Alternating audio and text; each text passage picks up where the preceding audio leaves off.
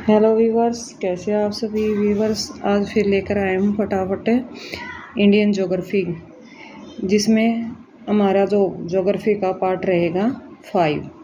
तो इसमें हमारा 41 क्वेश्चन रहेगा। अरेबिका एक प्रकार का है, किसका प्रकार है? फूल का, घोड़ा का, कॉफ़ी का, चाय का। तो राइट आंसर रहेगा हमारा फूल का। अरेबिका एक प्रकार होता है। नेक्स्ट क्वेश्चन है हमारा ज्योग्राफी का। कुफरी चमत्कार किस फसल की प्रजाति का नाम है?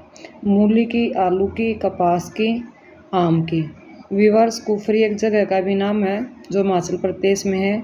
वो ना समझे, कुफरी मिराकल का मतलब होता है आलू की एक किस्म प्रकार, यानी एक प्रकार की आलू की फसल की प्रजाति का नाम है। Question number 43। कॉफ़ी किस क्षेत्र का पौधा होता है? उष्णकटिबंधीय, झाड़ीदार, शीतोष्ण कटिबंधीय, उपयुक्त दोनों या कोई नहीं। तो राइट आंसर आएगा हमारा ए, उष्ण कटिबंधीय झाड़ीदार कॉफ़ी क्षेत्र के का एक जो उष्ण कटिबंधीय झाड़ीदार क्षेत्र का कॉफ़ी एक पौधा होता है। Question number 44।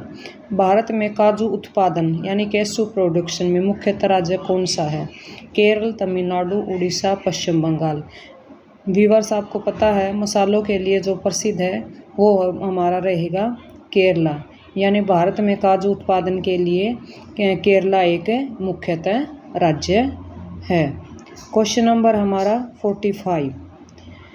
मसाला यानी स्पाइस पदार्थ कौन सा है जो जड़ों से यानी रूट से प्राप्त होता है? लौंग, दालचीनी, हल्दी या इनमें से कोई नहीं।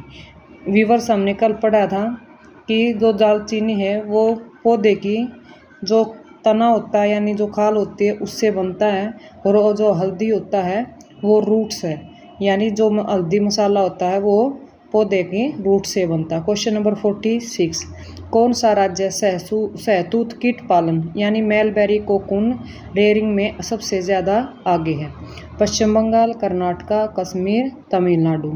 राइट आंसर रहेगा हमारा बी, कर्नाटका राज्य शहतूत कीट पालन में अग्रणी राज्य है। Question number 47। किस राज्य में गेहूं यानी व्हीट प्रोडक्शन का प्रचुर मात्रा में उत्पादन किया जाता है? ये क्वेश्चन हमने पहले भी आया था, दोबारा रिपीट हो गया, सॉरी। हरियाणा में, राजस्थान में, उत्तर प्रदेश में या पंजाब में?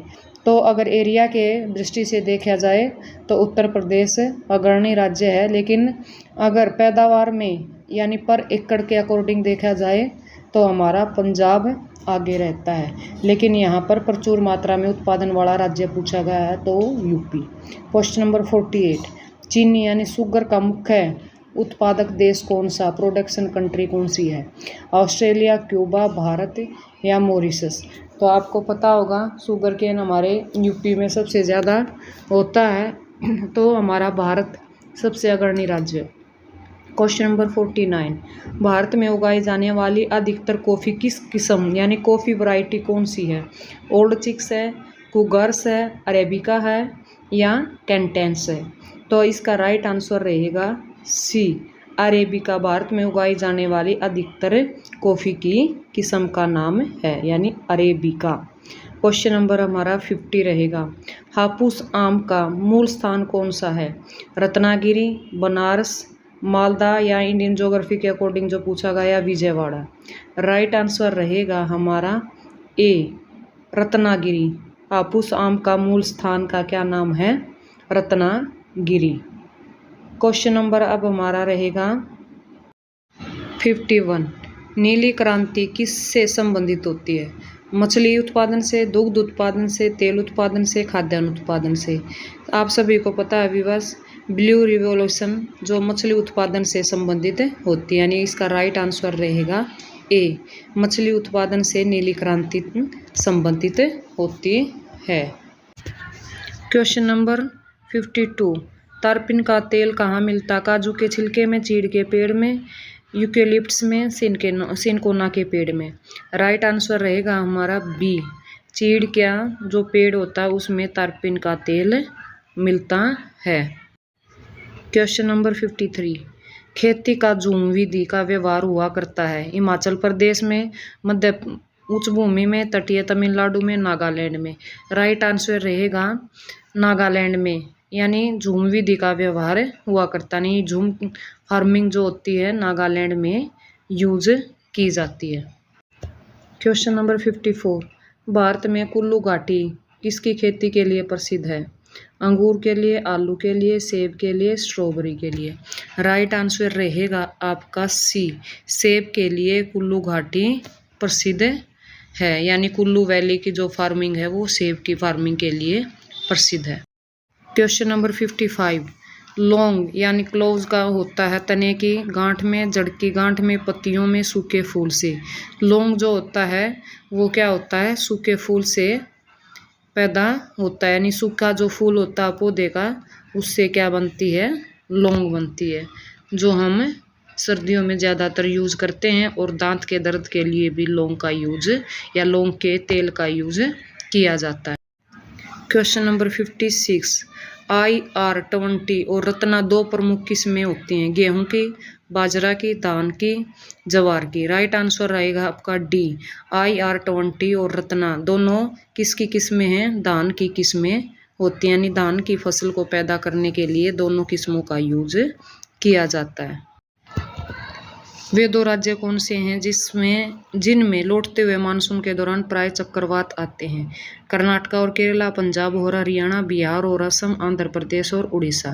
राइट आंसर रहेगा हमारा डी, आंध्र प्रदेश और उड़ीसा भारत के ऐसे दो राज्य हैं जब मानसून वापस लौटता है तो वहाँ पर साइक्लोन आते हैं, और लगभग ये बात होती है सितंबर की, जब हमारा मानसून वापस लौटता है। क्वेश्चन नंबर 58, कौन सा भारत का सबसे अधिक आदर्श स्थान है? महाबलेश्वर, चेरापूंजी, उदकमंडलम या मासिनराम। राइट आंसर रहेगा हमारा डी, मासिनराम भारत का सबसे अधिक आदर्श स्थान है। इसके जगह क्वेश्चन ये भी हो सकता है कि भारत में सबसे ज़्यादा वर्षा कहाँ पर होती है, तो इसका भी राइट आंसर रहेगा हमारा मासिनराम, जिसमें वर्ल्ड की सबसे ज़्यादा वर्षा होती है। क्वेश्चन नंबर 59, वायुमंडल में प्राय गर्मी कहाँ से आती है? सूर्यताप से, चालन से, विकिरण से, संवहन से।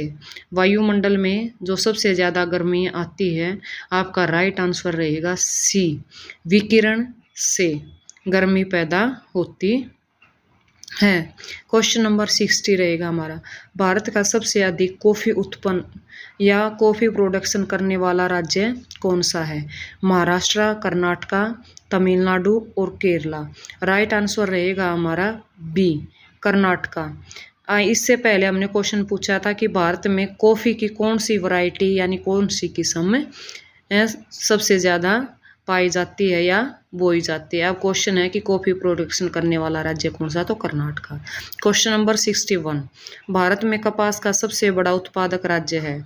आंध्र प्रदेश, गुजरात, राजस्थान, उत्तर प्रदेश। आप सभी जानते हैं बी इसका राइट आंसर रहेगा, गुजरात, यानी भारत में कपास पैदा करने वाला सबसे बड़ा उत्पादक राज्य है, क्योंकि वहाँ पर सबसे ज़्यादा क्या पाई जाती है? ब्लैक सॉइल पाई जाती है। 3 राष्ट्र मुख्यतः रहते हैं, गुजरात, महाराष्ट्र और MP। क्वेश्चन नंबर 62, पौधे के किस भाग से हल्दी प्राप्त होती है? ये आपको क्वेश्चन पहले भी आया था, तना से, फल से, जड़ से या कोई नहीं। तो आपको पता है ये क्वेश्चन दोबारा रिपीट हुआ है, जड़ से, यानी पौधे के जड़ वाला जो भाग होता है उससे क्या प्राप्त होती है? हमें हल्दी प्राप्त होती है। कई मसाले जड़ों से, कई तने से और कई फूलों से। क्वेश्चन नंबर 63, नाबार्ड की स्थापना कब की गई है? जुलाई 1980 में, जुलाई 1981 में, जुलाई 1982 में, जुलाई 1983 में। राइट आंसर रहेगा आपका सी, जुलाई 1982 यानी 1982 में नाबार्ड की स्थापना की गई है। क्वेश्चन नंबर 64, मध्य प्रदेश में अफीम की खेती यानी पॉपी सीड कल्टीवेशन किस जिले में होती है? देवास में, रतलाम में, मंदसौर में, झाबुआ में। राइट आंसर रहेगा मध्य प्रदेश का जो जगह है मंदसौर, यानी सी इसका राइट आंसर रहेगा, जहां पर अफीम की खेती की जाती है। क्वेश्चन नंबर 65, भारतीय दलहन शोध संस्थान कहाँ स्थित है? भोपाल में, कानपुर में, दिल्ली में, जबलपुर में। राइट आंसर रहेगा आपका यूपी का कानपुर के अंदर क्या है आपका भारतीय दलहन शोध संस्थान स्थित है। क्वेश्चन नंबर अब हमारा रहेगा 66। गेहूं का सबसे बड़ा उत्पादक राष्ट्र कौन सा राष्ट्र यानी देश कौन सा है? यूएसए, भारत, चीन, इंडोनेशिया। राइट आंसर रहेगा आपका सी, यानी जो चाइना है, जो चीन है, गेहूं का सबसे बड़ा उत्पादक राष्ट्र है। क्वेश्चन नंबर अब हमारा आता है 67। किस नदी से राजस्थान नहर यानी इंदिरा गांधी नहर को निकाला गया है? रावी नदी से, चंबल नदी से, सतलुज नदी से या व्यास नदी से? तो राइट आंसर रहेगा आपका सी, सतलुज नदी से राजस्थान की एक नहर है इंदिरा गांधी नहर, उस नहर को निकाला गया है। Question number 68। कौन से दो राज्य कावेरी जल विवाद से जुड़े हुए हैं? कर्नाटका और तमिलनाडु, केरला और कर्नाटका, केरला और तमिलनाडु, तमिलनाडु और मध्य प्रदेश। राइट आंसर रहेगा आपका ए, कर्नाटका और तमिलनाडु ऐसे जो राज्य हैं जो कावेरी जल विवाद से जुड़े हुए हैं, यानी झगड़ा रहता है दोनों के बीच में। Question number 69। सरदार सरोवर परियोजना यानी प्रोजेक्ट किस राज्य में निर्माणाधीन है? राजस्थान में, मध्य प्रदेश में, उत्तर प्रदेश में, गुजरात में। राइट आंसर आपको पता है सभी को, डी रहेगा गुजरात, क्योंकि सरदार सरोवर सरदार पटेल के नाम से यह परियोजना स्टार्ट की थी और उनका जन्म कहाँ हुआ था? गुजरात में, इसलिए इस परियोजना का निर्माणाधीन कहाँ पर है? गुजरात में। Question number 70। भारतवर्ष की सबसे लंबी नदी कौन सी है? यमुना, व्यास, ब्रह्मपुत्र या गंगा? तो ये आपको याद रखना, गंगा, डी इसका राइट आंसर आएगा, क्योंकि गंगा नदी ऐसी है जो भारत की सबसे लंबी नदी है और जो 2525 जिसकी किलोमीटर लंबाई है, और भारत की सबसे चौड़ी नदी रहेगी ब्रह्मपुत्र। क्वेश्चन नंबर अब आएगा हमारा 71। कहाँ भागीरथी और अलकनंदा मिलकर गंगा बन जाती है? तो आपको कर्णप्रयाग में, देवप्रयाग में, रुद्रप्रयाग में या गंगोत्री में? गंगोत्री ग्लेशियर से गंगा निकलती है, तो ये जो आपका जगह रहेगी जहाँ पर भागीरथी और अलकनंदा मिलती है, वो जगह है देवप्रयाग। Question number 72। दमन गंगा की जगह दक्षिण गंगा आएगा, किस नदी का प्राचीन नाम है? ताप्ती का, नर्मदा का, गोदावरी का, कावेरी का? राइट आंसर रहेगा आपका सी, गोदावरी का दक्षिण गंगा नाम से, यानी प्राचीन नाम दमन गंगा और दक्षिण गंगा के नाम से जानी जाती है। Question number 73। मेघना किन दो नदियों की सम्मिलित धारा है? गंगा और यमुना की, गंगा और गोमती की, गंगा और सोन की, गंगा और ब्रह्मपुत्र की? जो मेघना नदी बनती है वो गंगा और ब्रह्मपुत्र के मिलने से बनती है, क्योंकि एक तरफ से तो गंगा आती है और दूसरी तरफ से ब्रह्मपुत्र, जब ये दोनों नदियाँ बनती हैं, मिलती हैं तो मेघना नदी बनती है। Question number 74। भारत की किस नदी को वृद्ध गंगा के नाम से जाना जाता है? कृष्णा, गोदावरी, कावेरी, नर्मदा? तो बी राइट आंसर रहेगा हमारा, गोदावरी को ही भारत की वृद्ध गंगा के नाम से जानते हैं और दक्षिण की सबसे लंबी नदी ही भी गोदावरी रहेगी। Question number 75। भारत का सबसे बड़ा जवार नदी मुख किस नदी के मुहावने पर स्थित है? यानी लार्ज एस्टुरीज किस नदी के मुहावने पर बनता है? हुगली नदी पर, भागीरथी पर, गोदावरी पर और कृष्णा पर? तो राइट आंसर रहेगा हमारा, जो कोलकाता के अंदर बहती है नदी, हुगली नदी पर भारत का सबसे बड़ा जवार नदी मुख बनता है। Question number 76। गोदावरी नदी का उद्गम स्थल कौन सा है? नासिक, पुणे, मुंबई, सोलापुर? आपको याद रखना, कई बार एग्जाम में पूछा जाता है, तो गोदावरी नदी का उद्गम स्थल रहेगा आपका नासिक, जो महाराष्ट्र के अंदर है। Question number 77। रावी नदी को वैदिक नाम क्या है? जो रावी नदी है हमारी, उसका वैदिक नाम बता रहा है, परुषणी, स्तुद्री, अस्कनी, अर्जिकी है। राइट आंसर रहेगा ए, परुषणी नदी रावी नदी का वैदिक नाम है। Question number 78। भारतीय मरुस्थल की एक महत्वपूर्ण नदी का नाम है, यानी इंडियन डेजर्ट की जो रिवर है, जो इंडियन डेजर्ट में बहती है और रेत में जाकर लुप्त हो जाती है, वो लूनी है, नर्मदा है, कृष्णा है या व्यास है? तो राइट आंसर रहेगा आपका ए, लूनी नदी। ये भी बहुत बार एग्जाम में पूछा जाता है। Question number 79। ब्रह्मपुत्र नदी किस हिमनद से निकलती है, यानी किस ग्लेशियर से निकलती है? सियाचिन से, गंगोत्री से, यमुनोत्री से या चेमायुंगडुंग से निकलती है? तो राइट आंसर रहेगा आपका डी, ब्रह्मपुत्रा नदी चेमायुंगडुंग से निकलती है। गंगा गंगोत्री से, यमुना यमुनोत्री से। क्वेश्चन नंबर 80, तिब्बत में सांगपो कहलाने वाली नदी कौन सी है? ये क्वेश्चन दोबारा रिपीट हुआ है, पहले वाली वीडियोज में भी मैंने क्वेश्चन बताया है। गंगा को, ब्रह्मपुत्रा को, सिंध को, तीस्ता को। राइट आंसर रहेगा आपका बी, ब्रह्मपुत्रा को तिब्बत में सांगपो के नाम से जाना जाता है। क्वेश्चन नंबर 81, नागार्जुन सागर बांध कहाँ अवस्थित है? तमिलनाडु में, आंध्र प्रदेश में, कर्नाटका में, ओडिशा में। राइट आंसर रहेगा आपका बी, आंध्र प्रदेश में नागार्जुन सागर बांध बनाया गया है।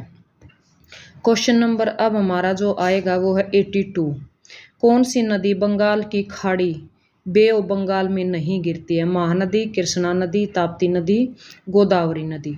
तो राइट आंसर रहेगा सी, ताप्ती। और जो हमारी एक नदी और रहती है नर्मदा, ये ऐसी नदियां हैं जो अरेबियन सी में गिरती हैं। बाकी जो नदियां बसती है वो सारी बे ऑफ बंगाल में जाकर गिरती हैं।